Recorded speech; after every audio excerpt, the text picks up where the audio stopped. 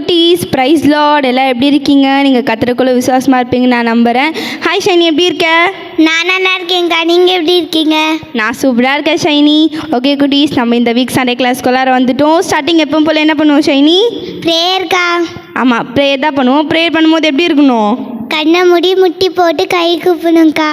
ஆமாம், இப்போ கண்ணை மூடி இப்போ நம்ம ஸ்டார்டிங் ப்ரேயர் பண்ணிடலாமா?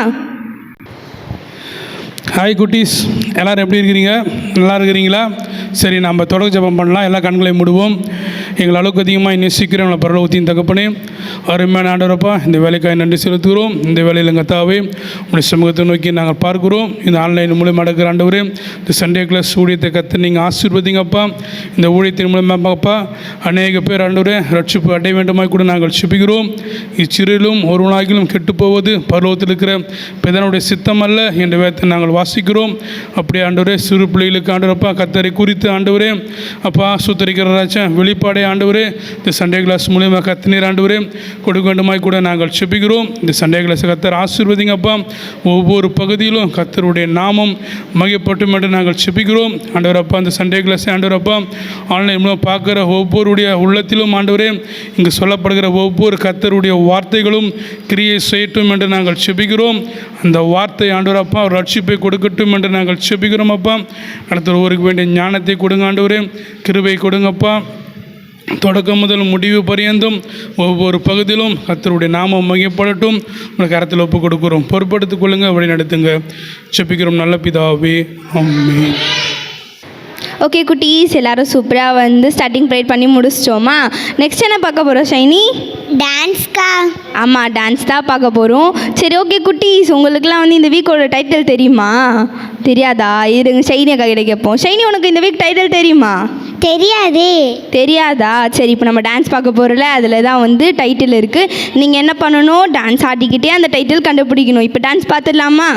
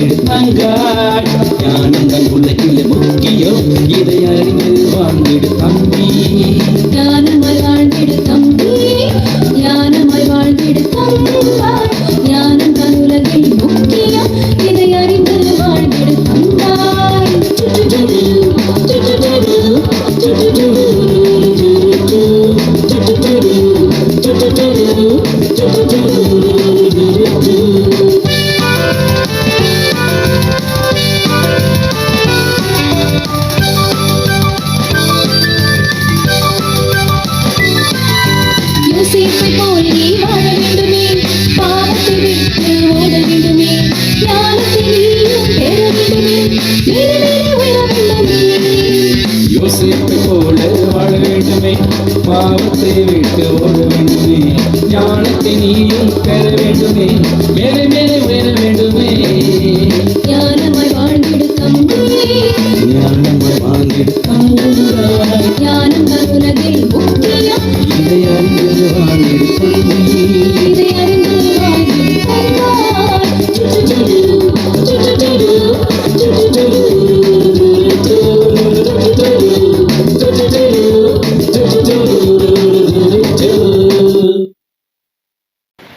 ஓகே ஷைனி, சூப்பராக டான்ஸ் ஆடி முடிச்சிட்டோம். இந்த வீக்கோட டைட்டில் கண்டுபிடிக்கணும்னு சொல்லியிருந்தேன். கண்டுபிடிச்சிட்டியா? ஆங்கா. என்ன டைட்டில்? கர்த்தர் கொடுக்கும் ஞானம்.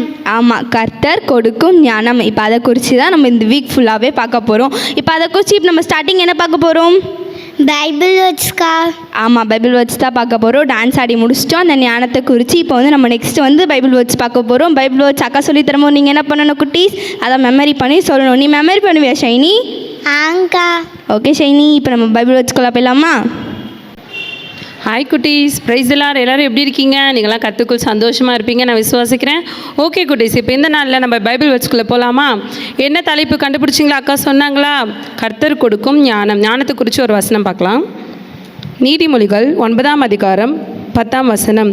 கர்த்தருக்கு பயப்படுதலே ஞானத்தின் ஆரம்பம், பரிசுத்தரின் அறிவே அறிவு. மறுபடியுமா சொல்லலாமா குட்டீஸ்? நீதிமொழிகள் 9ஆம் அதிகாரம் 10ஆம் வசனம்.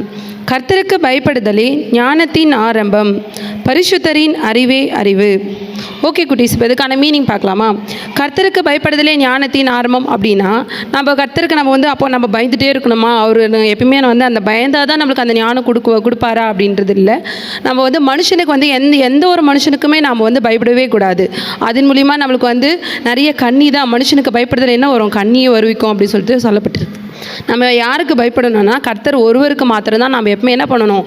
பயப்படணும். அந்த இடத்துல பயப்படுதல்ன்றது காட்டிலும் இன்னும் நம்ம என்ன பண்ணணும்? ஒபே பண்ணணும், கீழ்ப்படியணும். அப்படியா நம்ம கர்த்தருக்கு நம்ம கீழ்ப்படியும் போது ஏசப்பா நம்மளுக்கு என்ன கொடுக்குறாரு அப்படின்னா ஞானத்தை கொடுக்குறாரு. அதுக்கப்புறம் பார்த்திங்கன்னா பரிசுத்தரின் அறிவே அறிவு. இப்போ நம்மளுடைய ஞானத்தினால நம்மளால் எதாவது செய்ய முடியும் அப்படின்னு பார்த்தீங்கன்னா, நீங்கள் என்ன தான் ட்ரை பண்ணாலும் நம்மளுடைய ஞானத்தினால நம்ம எல்லாமே நம்மளுடைய ஞானம் குறைவற்றது. ஆனால் கர்த்தர்கிட்டேருந்து வருகிற ஞானம், பரத்துலேருந்து வருகிற ஞானம் பார்த்தீங்கன்னா அது நிறைவானதாக இருக்கும். எந்த ஒரு சூழ்நிலையிலுமே உங்களை இடர விடாது. எல்லா சூழ்நிலையுமே நம்ம எப்படி ஞானமாக யோசித்து எந்தெந்த சூழ்நிலையில் எப்படியெல்லாம் நம்ம செயல்படலாம் அப்படின்ற ஒவ்வொரு ஞானத்தையுமே நம்மளுக்கு என்ன யார் கொடுக்குறாங்க அப்படின்னு பார்த்தீங்கன்னா கர்த்தர் தான் நம்மளுக்கு கொடுக்குறாரு. ஓகேவா? நம்ம இப்போ எந்த ஒரு சுச்சுவேஷனில் இருந்தாலுமே எதுக்காகவும் நம்ம பயப்படக்கூடாது. எல்லாத்தையும் ஏசப்பாக்கிட்ட நம்ம என்ன பண்ணணும்? முதலாவது ஜெபம் பண்ணணும். ஏசப்பா, இந்த விஷயத்துலேருந்து எனக்கு நல்ல ஞானத்தை கொடுங்க. நான் நல்லா படிக்கிறேன், எனக்கு எக்ஸாம் வரப்போகுது, எனக்கு அதற்கான ஞானத்தை கொடுங்க. நான் நல்லா படித்து நல்ல மார்க் எடுக்கணும் ஏசப்பா, அதுக்கான ஞானத்தை எனக்கு கொடுங்க அப்படின்னு சொல்லிட்டு நம்ம முட்டி போட்டு முழங்கால் போட்டு நம்ம கேட்கும்போது கர்த்தர் நமக்காக யாவற்றையும் நம்மளுக்கு ஏசப்பா செய்து முடிப்பார். ஓகேவா குட்டீஸ்? ஓகே ஷைனி, நம்ம பைபிள் வச்சுலாம் பண்ணி முடிச்சாச்சு, படித்து முடிச்சிட்டாச்சு. இப்போ நம்ம நெக்ஸ்ட் என்ன பார்க்க போகிறோம்? ஸ்டோரிக்கா. ஆமாம், ஸ்டோரி தான் பார்க்க போகிறோம். இப்போ நம்ம ஸ்டோரி என்ன பண்ணணும்? அண்ணா சொல்கிற ஸ்டோரியை நீங்கள் கவனமாக கேட்கணும். ஓகேவா குட்டீஸ்?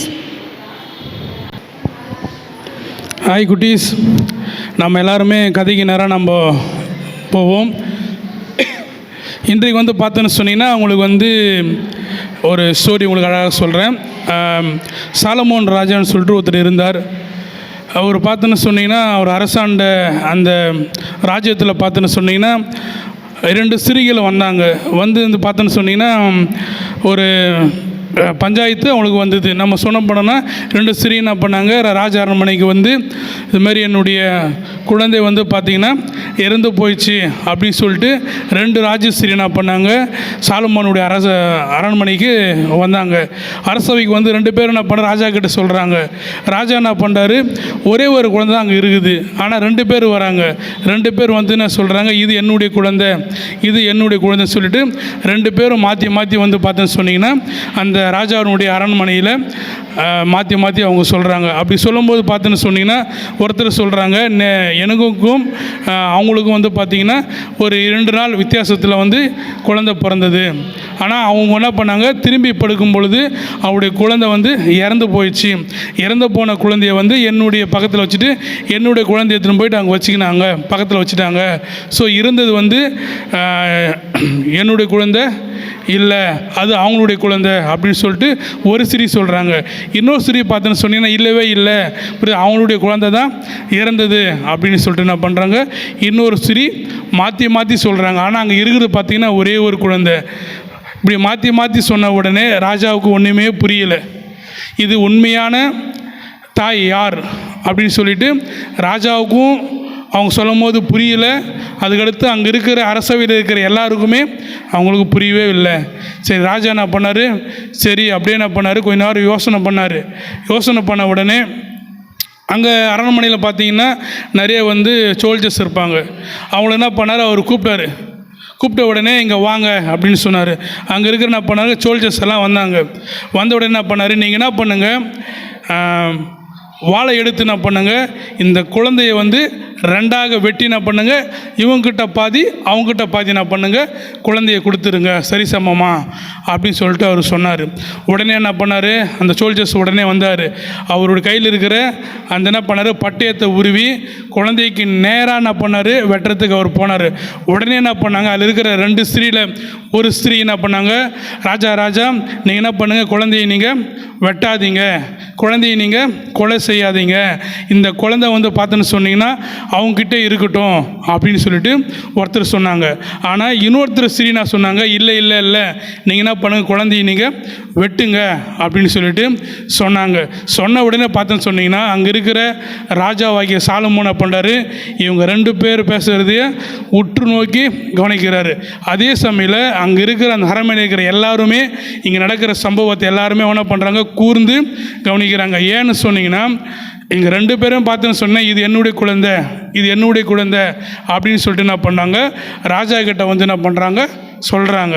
இது நிமித்தமாக பார்த்துன்னு சொன்னீங்கன்னா அந்த இடமே பார்த்துன்னு சொன்னீங்கன்னா அப்படி என்ன சொல்கிறது, நம்ம பார்ப்போம் ஒரு நீதிமன்றத்தில் நீதிமன்றம் என்ன பண்ணுவார் பார்த்துன்னு சொன்னீங்கன்னா, தீர்ப்பு வழங்கும் போது என்ன சொல்லுவாங்க, அப்படியே நீதிமன்றத்தில் இருக்கிற எல்லாருமே என்ன பண்ணுவாங்க, அட்வொகேட்டு மக்கள் எல்லோரும் என்ன பண்ணுவாங்க, நீதிபதியே பார்ப்பாங்க என்ன தீர்ப்பு அவர் சொல்ல போகிறாரு. அதே போல் பார்த்துன்னு சொன்னீங்கன்னா அந்த சாலமோனுடைய அரண்மனையில் சாலமோன் இப்போது என்ன தீர்ப்பு சொல்ல போகிறாரு, இந்த குழந்தை வந்து கொலை செய்யப்படுமா, இல்லை இந்த குழந்தை வந்து உண்மையான தாய்கிட்ட கொடுக்கப்படுமா அப்படின்னு சொல்லிட்டு அங்கே இருக்கிற எல்லாருமே என்ன பண்ணுறாங்க பார்த்துட்டு இருக்கும் பொழுது சாலமோன் என்ன பண்ணுறாரு, எழுந்து என்ன பண்ணுறாரு, இப்போ தீர்ப்பு சொல்லார்.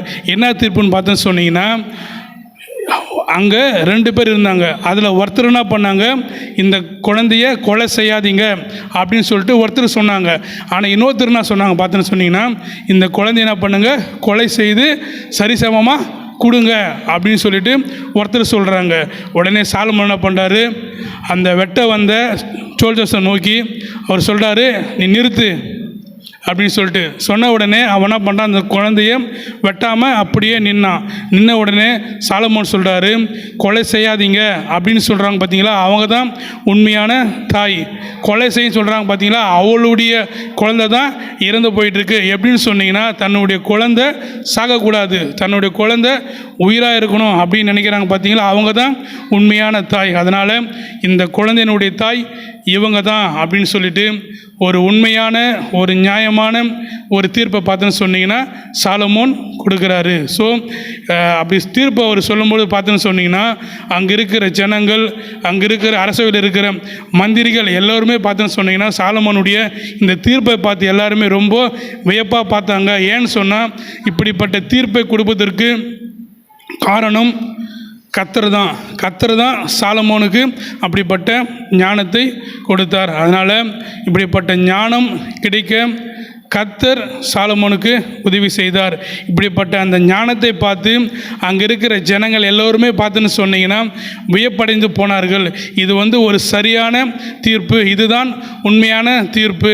ஸோ சாலமோன் ராஜாவுக்கு ஞானத்தில் சிறந்தவர் என்பதை பார்த்துன்னு சொன்னீங்கன்னா ஜனங்கள் எல்லோருமே கண்டு அவர் எல்லோருமே ரொம்ப ஆச்சரியப்பட்டார்கள். ஸோ இந்த விஷயம் பார்த்தோன்னா எல்லாருக்குமே தெரிஞ்சது. இந்த விஷயம் நாடு முழுவதும் பரவியது. சாலமோனுக்கு கர்த்தர் அளவில்லாத ஞானத்தை கொடுத்தார் என்பதை பார்த்தீங்கன்னா ஜனங்கள் எல்லோருமே அறிந்து கொண்டாங்க, புரிந்து கொண்டாங்க. ஸோ உண்மையான தாய்க்கு அந்த குழந்தை ஒப்படைக்கப்பட்டது. ஆமென். ஓகே குட்டீஸ், சூப்பராக ஸ்டோரியெல்லாம் கேட்டு முடிச்சிட்டிங்களா? நல்லா இருந்துச்சுல்ல? சாலமோனுக்கு இவ்வளோ ஞானத்தை ஆண்டவர் கொடுத்துருக்கிறார் பார்த்தீங்களா? சாலமோனுடைய ஞானத்தை பார்த்து அநேகர் வந்து வியப்பாக, அதிசயமாக, ஆச்சரியமாக பார்த்தாங்களாம். ஓகேவா குட்டீஸ்? இப்போ நம்மளும் என்ன பண்ணணும், கர்த்தருடைய ஞானத்தை பெற்றுக்கொண்டு ஜெபத்தோடு நம்ம ஒவ்வொரு விஷயத்தையும் நம்ம செய்யும்போது கர்த்தரும் நம்மளுக்கான ஞானத்தை அந்தந்த டைமில் வந்து கரெக்டாக வெளிப்படுத்துவார். ஓகேவா குட்டீஸ்? இப்போ நம்ம ப்ரேயர் பண்ணலாமா? அதிகமாக நேசிக்கத்தான பரிசுத்தமான பரலோக தகப்பனே, இந்த ஆசீர்வதிக்கப்பட்ட நல்ல அப்பா ஸ்தோத்திரிக்கிற ராஜா. அப்பா இந்த ஆசீர்வாதமான நல்ல வேலைக்காக நாங்கள் உண்மை நடியோடு துதிக்கிறோம், உண்மை நாங்கள் ஸ்தோத்திரிக்கிறோம் தகப்பனே. உண்மை நாங்கள் வாழ்க்கை என்று நாங்கள் உண்மை வாழ்த்துகிறோம், உண்மை வணங்குகிறோம், உண்மை போற்றுகிறோம் தகப்பனே. அப்பா இந்த நாளிலே கூட ராஜா அப்பா உண்மை ஸ்தோத்திரிக்கிறோம். இந்த ஆன்லைன் சண்டே கிளாஸ் மூலியமாய் ஆண்டவரே அப்பா ஸ்தோத்திரிக்கிறோம். அப்பா ஒவ்வொரு அப்பா அப்படி வார்த்தை மூலமாக எங்களோடு கூட பேசினதுக்காக நன்றி ஆண்டவருக்கு. அதன் மூலியமாக அப்பா நீர் எங்களோடு கூட பேசினதற்காக நன்றி ஆண்டவரே. ஆரம்பத்தில் முடியும் மட்டும் அப்படி பிரசனம் எங்களோடு கூட இந்த தயவுகளுக்காக நன்றி செலுத்துகிறோம். இதை பார்த்து கொண்டு இருக்கிற இதை கேட்டுக்கொண்டு இருக்கிற ஒவ்வொரு பிள்ளைகளையும் ஆண்டவரே அப்பா உம்மை ஸ்தோத்திரிக்கிறோம். அவங்களுக்கு கூட தகப்பனே அப்பா யார் யாருக்கோ பயந்து எனக்கு நான் இதுலேருந்து எப்படி நான் வெளியே வரதுன்னு அப்பா தவித்து கொண்டு இருப்பாங்களாம். அவங்களுக்கு ஆண்டவரே அப்பா கர்த்தருக்கு பயப்படுதலே ஞானத்தின் ஆரம்ப பரிசுத்தரின் அறிவு என்று சொன்ன தேவன் அப்படியாய் கூட தகப்பனே அப்பா நீர் அப்பா அவங்களுக்கு நல்ல ஞானத்தை கர்த்தர் கொடுங்க. படிக்கிற பிள்ளைகளுக்கு நல்ல ஞானத்தை கொடுங்க, அறிவை கொடுங்க, புத்தி கூர்மையை கொடுங்க ராஜா. அதுவே கேட்டுக்கொண்டு இருக்கிற ஒவ்வொரு அப்பா பிள்ளைகளுக்கும் அப்பா வேலை ஸ்தானத்திலும் எல்லாவற்றிலும் ஆண்டவரே அப்பா ஒவ்வொரு காரியங்களை எப்படி நான் அப்பா முடிப்பது என்கிற ஞானத்தை அப்பா நீ பரத்திலேருந்து கொடுக்கும்படியாக நாங்கள் செபிக்கிறோம். எல்லா காரியத்திலையும் கரத்தில் ஒப்பு கொடுக்குறோம். நீங்கள் பொறுப்பேற்றுக்கொண்டு ஆளுகை செய்யுங்க. இயேசு கிறிஸ்துவின் நாமத்தினாலே ஒப்பு கொடுத்து செபிக்கிறோம். செபத்தை கேட்ட நல்ல பிதாவே, ஆமென்.